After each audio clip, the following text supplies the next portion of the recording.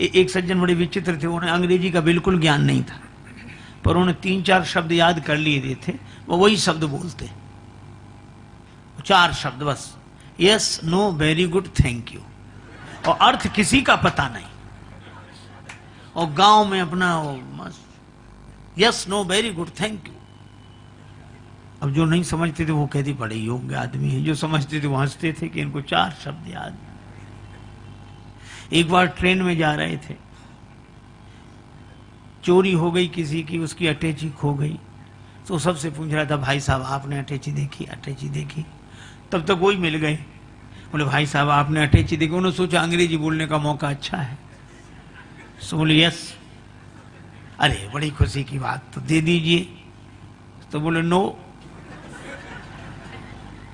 उसने कहा कि ये कोई बात हुई, तुम्हें मिल गई हो, मना कर रहे हो, इतनी पिटाई लगाएंगे, 2-4 तमाचे लगाएंगे?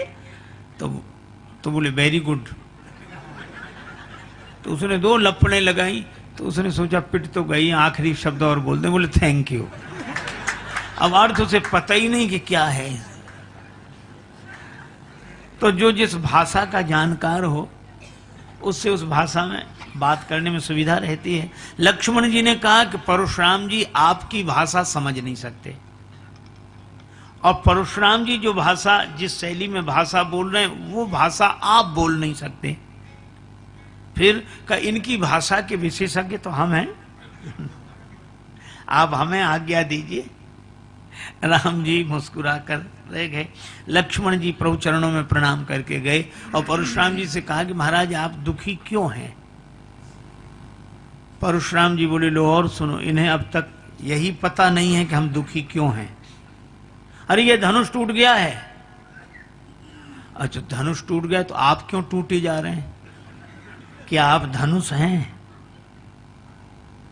नहीं नहीं वो बात तो नहीं है, लेकिन अच्छा तो आपका है धनुष? नहीं हमारा नहीं। अच्छा हमारे गुरुजी का है। अच्छा तो गुरुजी ने इसकी रखवाली आपको दी थी क्या? नहीं नहीं उन्होंने भी नहीं, उन्होंने जनक जी को दिया और जनक जी ने तोड़वा दिया। हाँ फिर आप काहे को परेशान हो? परशुराम जी सोचने लगे कि बाल कह तो ठीक रहा है, हमारा धनुष है नहीं और